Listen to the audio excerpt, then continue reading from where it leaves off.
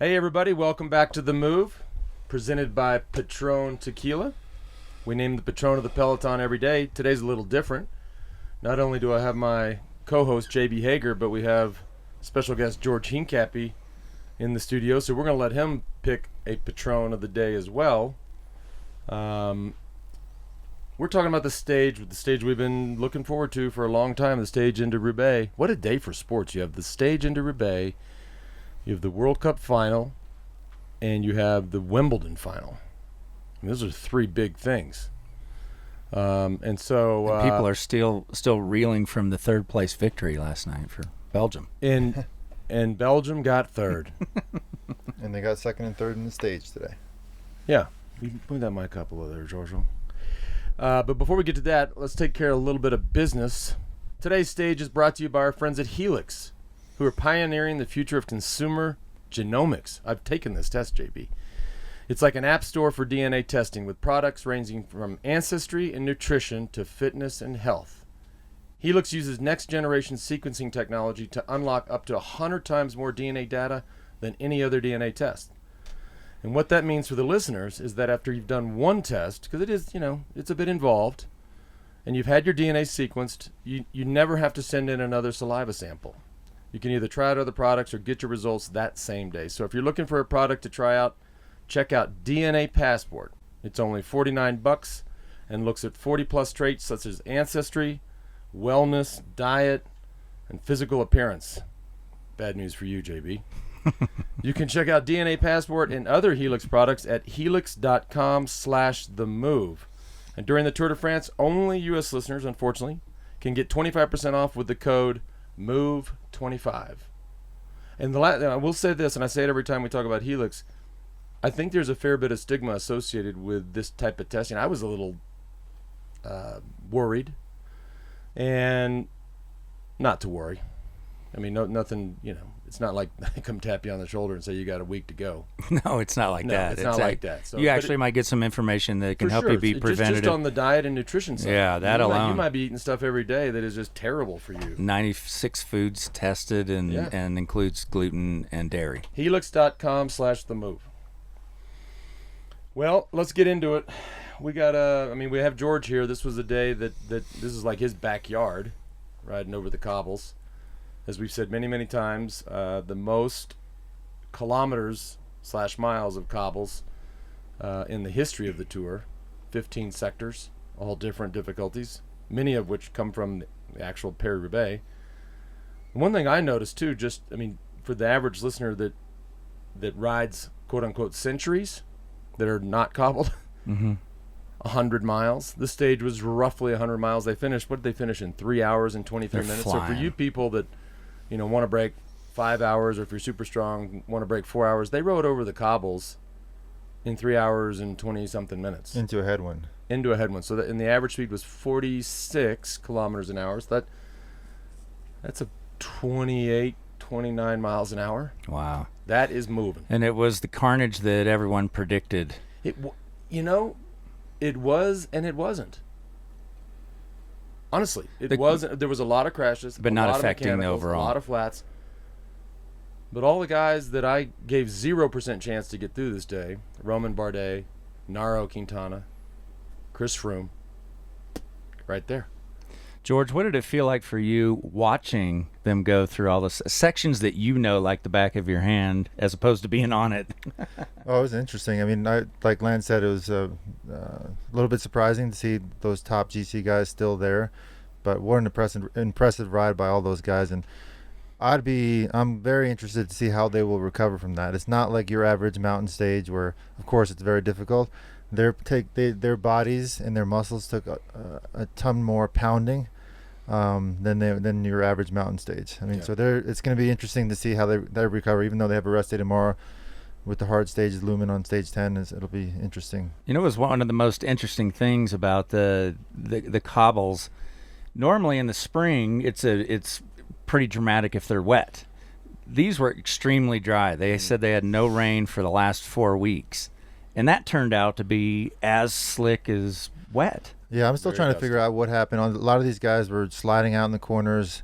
I don't know if there was a misjudgment in the air pressure today or of the tires. But I've never seen that many crashes on a dry, albeit dusty road. It was strange to see that. These are guys, they don't know what they're doing, George. I mean, they're coming in too hot. These are guys that aren't used to that. You didn't see any of the, some of the guys. But what about Gilbert? Did the same thing. I mean, he's probably one of the best bike handlers in the peloton. He should know what he's doing. It's interesting watching it with George, and he's, just your observations. Team Sky up front driving it, and then George is going, why are they going into the corner so hot? They're in the front. Yeah, so the main thing of those cobbles is getting into the position, the start of the cobbles in the front. But these guys are pros. They can look around. It's a small road. If you're at the front already and you're entering the cobbles, a little brake check would be good, because it makes the peloton build up behind you, makes it more stressful and dangerous for them, and they don't, there's no reason to continue on the gas going into the corner. Like, that was an unnecessary risk that they did many times today.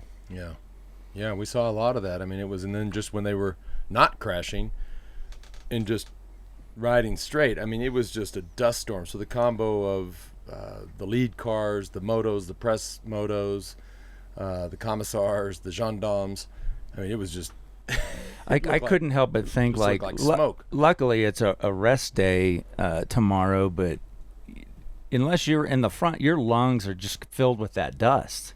Oh, yeah. Like, you're going to be hacking that up and cleaning it out of your nose and ears for 2 days. Me coughing for days. Imagine being on that plane tonight for that transfer, just hack city. Everybody just trying to clear it out. Hacking. You think I hack and wipe my nose a lot, JB? That's what a mess. That's the guys that crashed, Landa, TJ.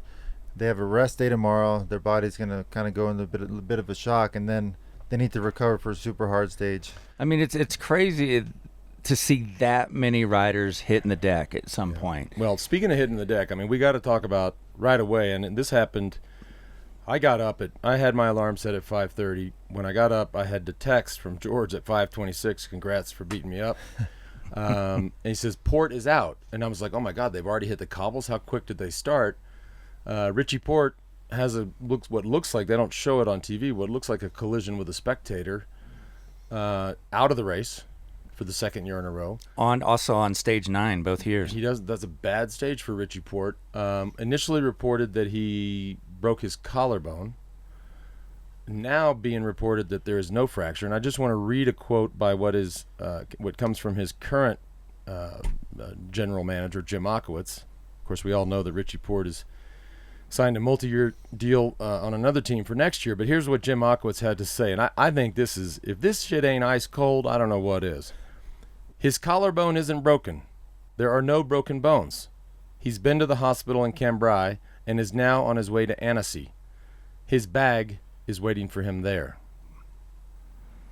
Ooh. That's harsh.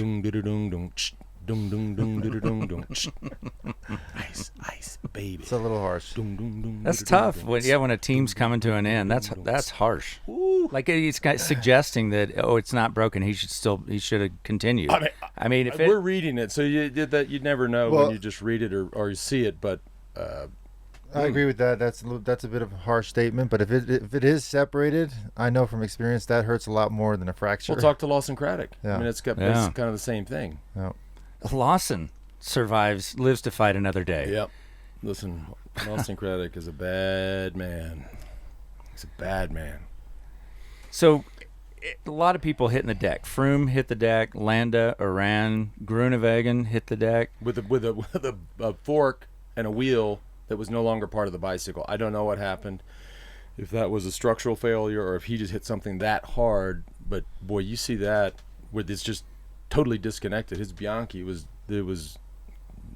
gone. Man, I just think about what you've said on previous shows about. I mean, even if you get up and you continue to ride, you hit the pavement. Mm-hmm. And what's sleep like? Well, I mean, what's it feel like the next day? 2 days later, it's probably even worse. Yeah, those guys, their rest day is ruined. It's not going to be your typical rest day for them. They're going to TJ Van Garderen hit hard. I missed his. Yeah, the way I saw it, it looked like he went just knee first, left knee, and shoulder was all banged up. Yeah, and bad. I mean, lost almost 6 minutes. His race is over effectively. Well, one prediction we made before the start of the tour that BMC, despite still having the yellow jersey and they'll carry it into the Alps, it's just a disaster. A team that's dissolving or supposedly dissolving. So who surprised you today and who disappointed you? Nairo was my biggest surprise. I mean, he was up there. Well, hang on. Let George. You who's your Patrón? It's got to be the winner, Degenkolb. I mean, everything he's gone through over the last year, the way he won the race, the way his team rallied around him for today's stage, was quite impressive. And we'll get to that in a second. Wasn't that so that's many your pick? Yeah, Degenkolb was my Your Patrón of the day, because this is brought to you by Patrón Tequila. My Patrón of the day, just everybody sit down, because I gave him, I don't know if there's anybody that if less than 0 is your percentages, but if there were, then they had a less than 0% chance surviving today. And he got away losing 7 seconds. Romain Bardet is my Patrón of the day. This kid, I mean, because he was off the back, and then the last, I think he had a front flat with the camera wasn't on him. It was the slowest wheel change, and we always complain.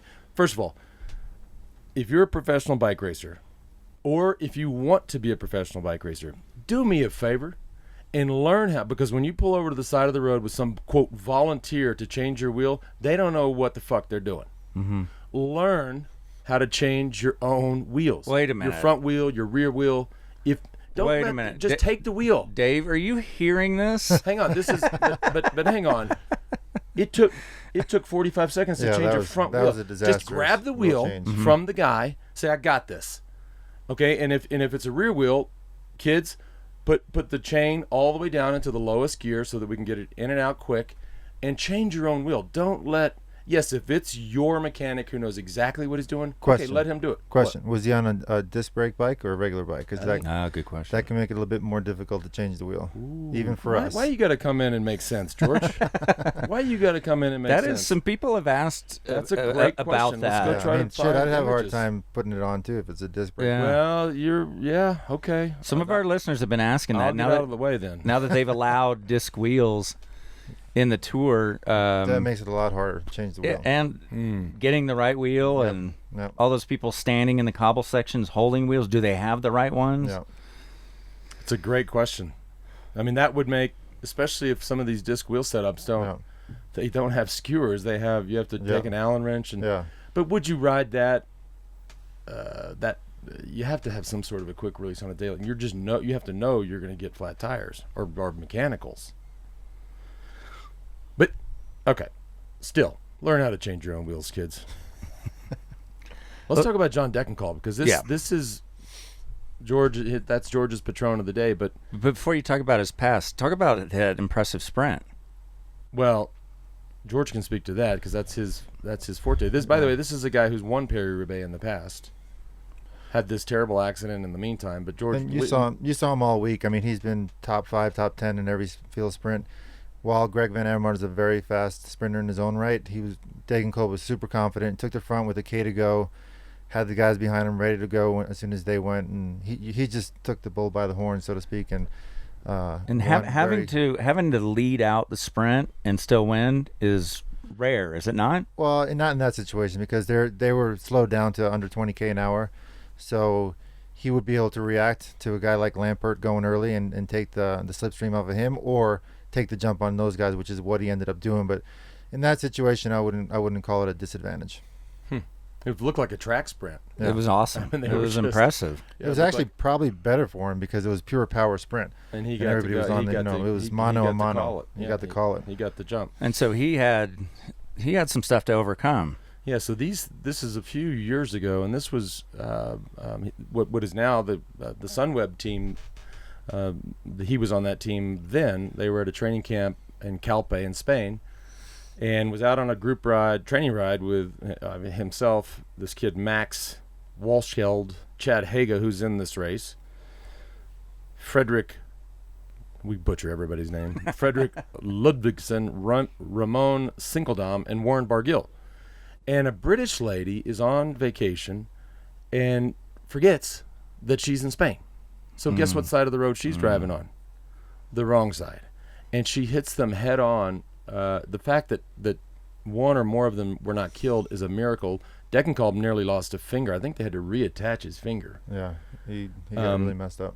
His pointer finger, which, I mean, for a sprinter, the force that must that's probably one finger. I guess your thumb. You don't want to lose your thumb. Not only that, it sounds like he lost a really close person in his life right after that crash. Who was a very, like he said, he called him his second father. So clearly he's gone through a lot of traumatic instances over the last year, and what an incredible way to come back, bounce back, and dedicate the win to his long-lost friend. His post-race interview was yellow jersey. I mean, that stage win is one of those iconic wins, right? Absolutely, That's a big one. That's for sure. That was a lot of drama. I would say it's even bigger than any mountain stage to come. So now that we talked about it the other day, there was some, I don't want to say, it wasn't controversy. There were some people who were like, I don't know if we like having the Cobbles in the Tour, that many, or at least that many. Now that you watched it, how do you feel about it? Well, I never said that. I mean, I knew it was going to be exciting from the start. No, you would have loved this, right? Yeah. But for the riders, I mean, it's definitely not great for them. I'm sure everybody was super nervous about it. But for the fans and the TV, it doesn't get much exciting. better than that. I got so many text messages from just friends going, they should do this every year. Agreed. I mean, our redneck friend at home, Brody, was sitting there glued to the TV going, wow. Everyone should have a redneck friend. We all do. We all do. I can't say what he said on text because it's a bit vulgar, but it was quite funny. He was very interested in the stage. It'll be interesting to see, as you touched on, George, just what, like a guy like Mikko Landa, who hit the ground, and just go back to the crash. It was a wide road. It was straight. There was the group. This was towards the end. The group was not that big. He's taking a sip out of his bottle and hits a ditch or hits something and just goes straight down. And to me, that's just a guy, which they all are in this position where you're just fried. Your nerves are fried. Yes, your exactly. body's fried. Your head is fried, and it's so easy to make a little mistake like that because you're on the rivet. They're cross-eyed, right? I'd be interesting to find out in terms of calorie expenditure, which was more effective today, nervous energy or the actual pedaling of the bike? Because these guys, you saw what happened to Port, just going through it's a small French village, and everybody's so nervous and so tense that and so tight together that the crashes are bound to happen. And today just times that by 10. Van Avermaet was pretty impressive. We saw him go into the grass, into the bushes practically to avoid that sky crash. He keeps it up. That was impressive, was it not? Yeah, he pulled a lance. Yeah. Went through the bushes. Yeah. It's amazing what your body will do. These guys grinding on the front. Robbie, we're watching mostly the Aussie feed this morning, but you learned some new phrases. Yeah, didn't you? it's just it was one after another. McEwen says, he's got the bit in the teeth and he likes the taste. And then another one is, there was a big power. He's like, sun's out, guns out, mate. Well, there was another one there. It was funny. That was a prime example of an unnecessary risk. I mean, Sky had 2 or 3 guys on the front row there. There's no reason they needed to bomb that corner that fast.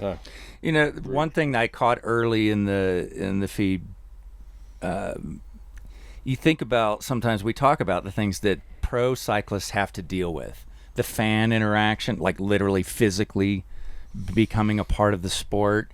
There's so many things that pro cyclists deal with that other sports just couldn't imagine. One of them was somebody's bike was stolen. What? Like, I caught the tail end of it, didn't catch who it was, but at the finish yesterday, their bike was stolen. Like, it's just ridiculous what the guys have to endure sometimes. Well, but that's weird. Some mechanics in trouble right now. Right. Whoever was looking after that bike. Before we get to something that was also very weird, which George doesn't want to talk about. I honestly don't want to talk about it, but we have to talk about it here at THEMOVE. Because it's going to be talked about. It's going Might to as be well address talked about a lot. But before we do that, a little bit of business. This show is also brought to you by High Brew Coffee. We talk about it every day. We drink it every day. This is a stage. George, we were up at 5:30. If there's a day where you need a little extra kick, it's today. 2 cups of coffee per, cold brewed for those who do. And when you cold brew, the toxicity and the acidity, the acidity is, 67% less, JB? 6 different flavors. I switched it up today. I went away from my caramel, and now I've got black and bold. That's the one I like. That's your favorite? Mm-hmm. Yep. Check it out at either your Whole Foods, your Amazon, Walmart, local grocery store. I noticed something pretty cool on Amazon. You could buy it by the case and set a recurring delivery. So if you know the pace that you're going through them, you don't even have to think about going to the store to get it. They just like you can have X amount delivered per month or every 2 weeks or whatever you want. Okay, let's talk about this that just started to appear. Of course, like everything appears in the world via Twitter, everything bad appears in the world. There was, again, obviously there were lots of crashes today, mechanicals. This looked like coming off a crash. This young kid, Tom Skuins, on the Trek team, is getting back on the road. He spins his bike around, but he spins it. He doesn't. When you watch it, guys and gals, he doesn't spin it fast, but the rear wheel all of a sudden is spinning very fast. And look, by the way, he's in the KOM. He's in the polka dot jersey. Yeah. But just so everybody is clear, I've been on the record and been very adamant that this is not happening in professional cycling. There's been a lot of talk about it. There's a lot of these viral videos that people speculate about. There's a lot of, grandstanding by the UCI. We're cracking down. We're infrareding. We're blah, blah, blah, X-raying the bikes, all these things. I've been around bikes my whole life. I can't explain what you're about to see. I can't. All right. We've watched it 50 times. I cannot explain I'm still watching it. It's the white bike, the polka dot jersey, coming into the screen here in a sec. There we go. Did you see that? He picked it up and it just spins. Do it again. The rear wheel just goes. Brrr. Oh man, showing it again. So whether you like it or not, this is what a lot of people are going to be talking about today. So the world is let's just imagine that the world is Lucy. And Lucy says, Ricky, you got some splaining to do. I was wondering where you were going with this. You cannot see what he does right before he comes onto the camera. So I'm going to go ahead and try to throw out an explanation, although it looks very weird. So he just crashed. He's getting back on the bike. Let's say perhaps his chain is off, electronic shifting. He clicks it back in gear and spins the crank to get it back in gear. Mm-hmm. We don't know if he did that right before that. Well, hang on. I'm watching this. Because you can't see exactly what he's doing when he's getting out. So if he's clicking the bike back into the gear, but George, the wheel comes off of the ground. Look, that's what I'm trying to see. I mean, look, Tom is a great stand-up guy. There's no way he's got anything weird going on his bike, in my opinion. But and we don't know. That is a weird video. Okay, but we also don't know. Like, I don't know enough. Look, even this is super weird, and I will say Ricky's got some splaining to do. I don't get that, but I still just can't imagine that goes on. But I also don't know if what it is that people would do. Is it the engine in the seat tube, or is it this magnetic? There's been talk of this sort of magnetic strips on the wheels that can can essentially pull. I'm not making any sense, but it's some sort of magnetic system. Mm-hmm. I don't know. But if you talk to any pro cyclists in the peloton right now, nobody even thinks there's motors or anything in the bikes. It's all the tweeterati that wants to speculate. This is weird. I agree. I'm sure there's some kind of explanation. They said I had a motor in the bike too. Yeah. Yeah. There was a big 60-minute special on it, which was pretty hilarious to watch. That was a bunch of bullshit. There was a lot of other stuff going on, but I promise you there was no motor in the bike. Oh my God. So what's gonna? How's this gonna go down? I mean, I know that's pure speculation. This spreads. Do they? I mean, I'm sure they'll want to see their bikes. Yeah, UCI will be taking that bike. They already have the bike. If they don't have the bike by now, then they're He's not getting up. You can see bringing his hand. I think he spun it to put it back in gear, in my opinion. But it's hard to tell. You can only see that last little bit. It's so hard to tell. George, the wheel is coming off when he's turning around. Can you tell exactly the wheel is coming off? There's a ditch there. No, it's hard to. It's hard to tell. Oh, I am not a video analyst expert, so I'm sure there's going to be a George shit is ton of very comments. uncomfortable. He would like to of talk about people. something else. George, George would like to preview the upcoming stages. Of course, tomorrow we have a rest day followed by 3 days in the Alps. But before we do that, Oh no, can I step out? we're going to take care of some business in a minute with PowerDot. But before we do that, I would like to observe a minute of silence. Thank you. It's a dark day for George Hincapie because he was looking at the race book today and he couldn't read it. And he looked at me and he said, Well, somebody printed this out. And now, hang on. You looked at me and you said, hey, could I, and our members were watching us live sitting here on the couch. He said, could I borrow those readers? And what a difference. is that your first time to put on a pair of readers? I in your know. life? May his eyesight rest in peace. Here you go, Oh, my I never friend. even For all considered that putting you've on ever a pair done for me. fucking readers, but here we go. Lance is Okay. gifting him a pair. Go ahead. A hipster Looky pair. there. Do they have to be the wood hipster ones? Can I get Those like? are from last year. Somebody sent me those Word. last year when it was very, wow, very, I very can generous. see. Okay, Hey, What a moment. How old are you now, George? I'm in the 40s somewhere. I lose track. look, let's get into it. I mean, I don't.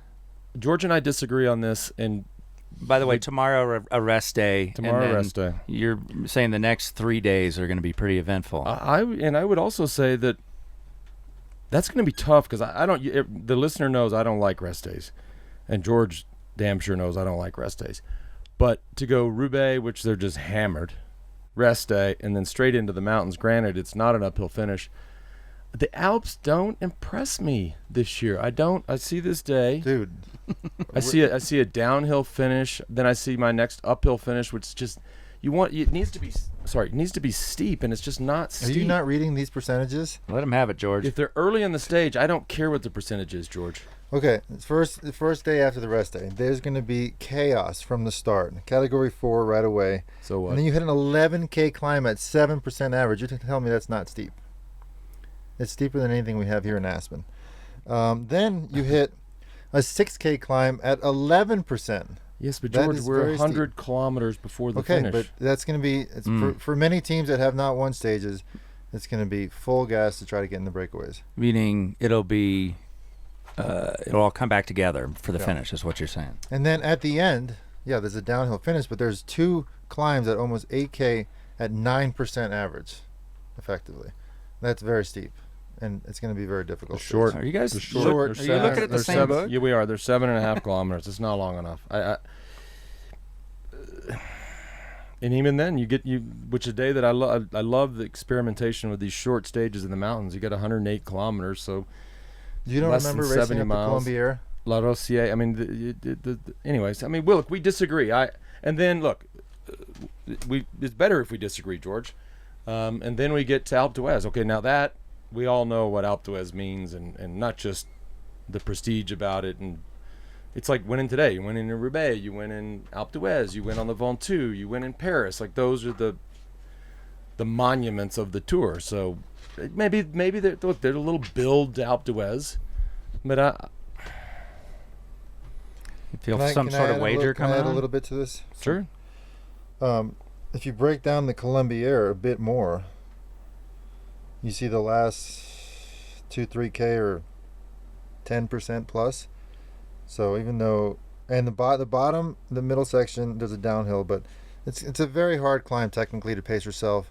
First real mountain stage. A lot of people react differently to A, being the day after the rest day, B, the first mountain stage. After this heat, this stress, I think this stage is going to be is going to have some surprises for everybody. France 2-1. Seriously? Really? Shit, I'm missing it. Allez les bleus, as George says. His wife, of course, French. Met her at the Tour de France. She was a podium girl. George was just smitten. Wrote her a little handwritten note with his phone number on there. Like Got her fired. like- Got her fired. Yeah, Really? He got her fired. They booted her. Yeah, they booted her. They were fraternizing with one of the riders. She's gone. Au revoir. Did He you still ma- has the note. If you go to George's house in Greenville, South Really? Carolina, the Yeah. note is framed. Oh, you're a romantic, man, aren't you? he is. Well, a good friend of ours framed it, but she kept the note, so it's kind of. It says, cool. "Do you like me? Check yes or no." I'll no comment. Yeah.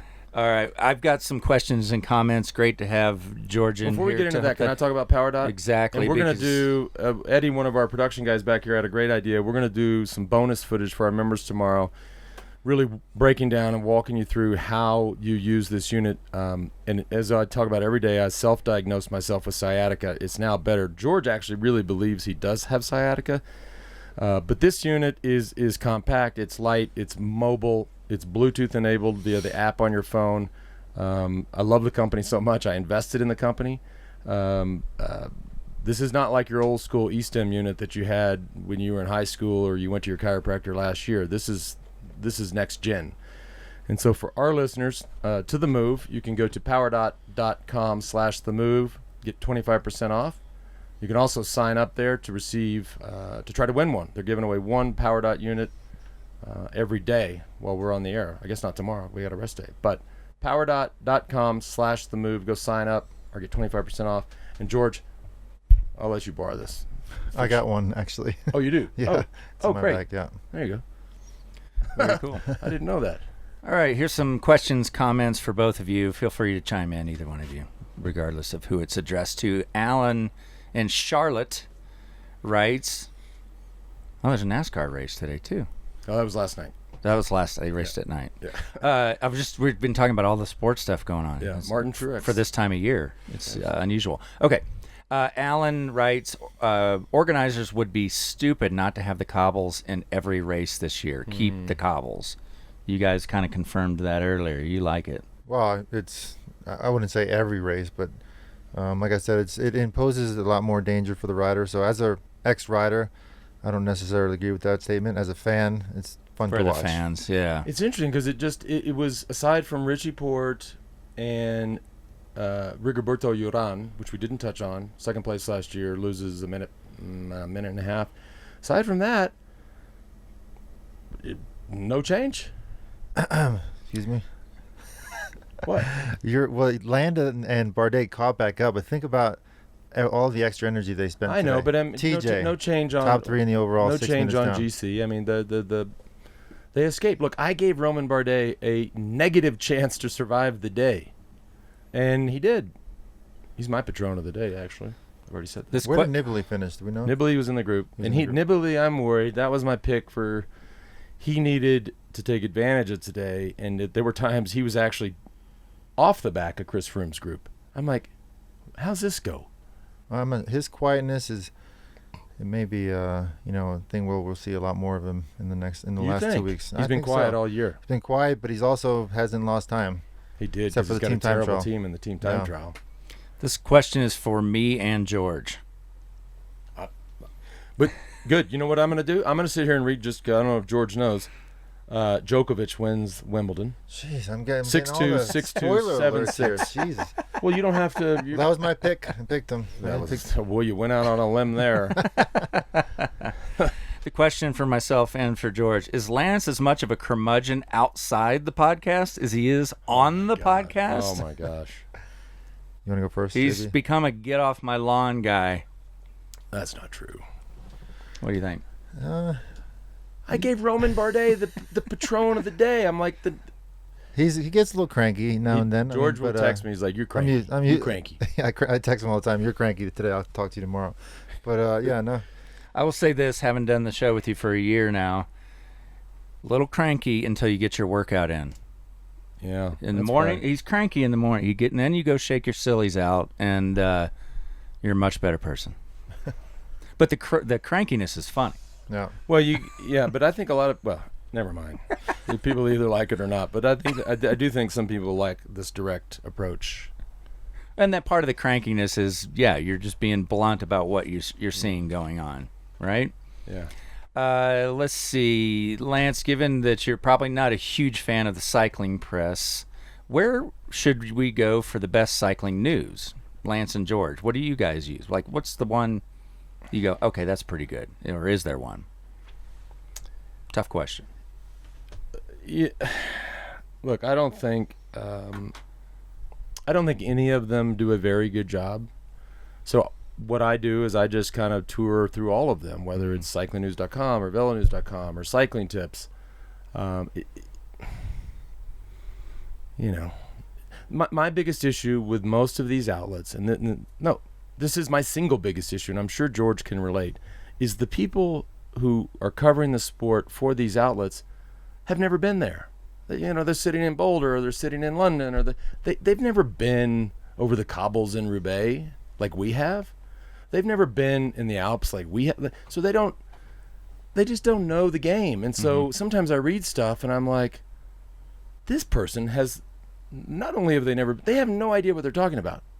Mm-hmm. And that just gets, that, now I really sound like a curmudgeon. No, it's interesting. It just chaps my hide. It really does. Because you do see a lot of former pros become commentators for television, but rarely, or if not at all, do they become journalists writing about it. And granted, nobody writing about baseball had to stand at home plate and try to hit a pitch from Roger Clemens. Right. We know that. But right.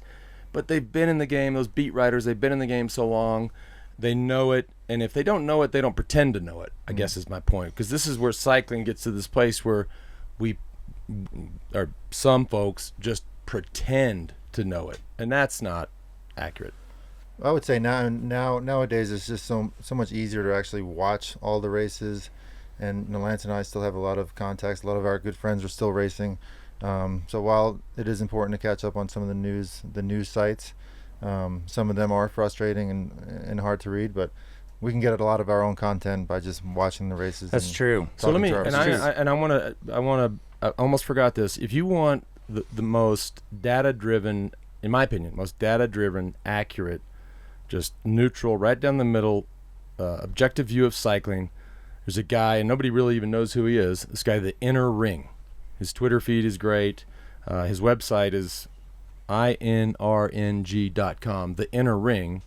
Very, very smart, high-level analysis of cycling. There you go. That's what I was hoping for. Something that you sort of end on a high note. You're putting a stamp of a. End on you feeling beat up today, George? You look great, JB. By the way, awesome that question was from Bill in Dallas. He says, "Stop dissing Dallas." You get the diss where you grew up, Bill. That's true. Everybody hates where they grew up. That's right. I've done a few stints in Dallas too. And this is fun. Let's do this as the last one. Okay. All right. I know George is dying to see the soccer game, right? And thanks for coming in, by the way. Yeah, my pleasure. Yeah. By the way, George is going to be here you're here the remainder. Yep. Oh, nice. Look at that. Put you to work. Lance ends every episode of The Forward as of late by asking his guest what keeps you up at night. I'd love to hear Lance and George both answer that question. Well, nothing keeps me up at night, according to my Aura sleep ring. I'm a sleep fool, but look, the only thing that would keep me up at night, especially at this point in my life, now that a lot of things are behind me, is the health and wellness and happiness of my 5 kids. I mean, that's nothing. My finances wouldn't keep me up, but my relationship with Anna wouldn't keep me up. The weather wouldn't keep me up. I mean, it would just be my children.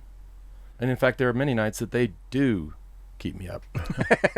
Teenage kids. Oh man, George, what keeps you up? Knock on wood. We don't have any family health issues at the moment, but I actually have a policy that I've instilled since a lot of the drama has gone on in our lives. So since 2010, I got very distracted, and I could not stop thinking about stuff going on in our sport and in my life and in my friend's life, that a good friend of mine, made it very clear to me how important it was to compartmentalize. And from that moment on, I really don't allow myself to lose sleep by trying to control things that I have no control over. Mm-hmm. So if a negative thought or something comes in my mind that's going to keep me from sleeping and actually recovering, and I put it off until the morning or until the day where I can really do something about it. Good advice. That is good advice. Good advice. By the way, on the Dr. Ramin, baby, good friend of Lance and ours. That's right. In the member portal at WEDÖ.TEAM, there is a happy hour from last night, and people were just rapid fire questions at these two, and that's online if you want to check that out at WEDÖ.TEAM. If you want to send questions or comments into this show for a future episode after the rest day tomorrow, send it to TheMove@WEDÖ.TEAM. Well, just before we go, I hate to end with this, but this is just what Twitter does. And we observed it during the race when Bardet was well distanced. I don't know who. It must be a journalist. Says so. Bardet closed a gap of 1 minute in no time without drafting. Yeah, right. Time for some impartial TV coverage. I thought that was strange too. He was over 45 seconds behind, and then he was basically on the group at the finish. Then he gets then it's a retweet. 5K to go. Retweet with a quote and a response from. I actually like his coverage. A lot of people he's controversial, like all of us here. Michael Rasmussen shoots back, says wrong. He got caught by the group with Mikko Landa and Amador and others. The peloton were not riding fast between 6 and 1 kilometer to go. That's why the three guys in front could gain a minute and almost lose in the end. Nothing wrong today. But again, it's just. Or it slowed that much. Off to the Alps. We got a rest day tomorrow. See y'all in 2 days.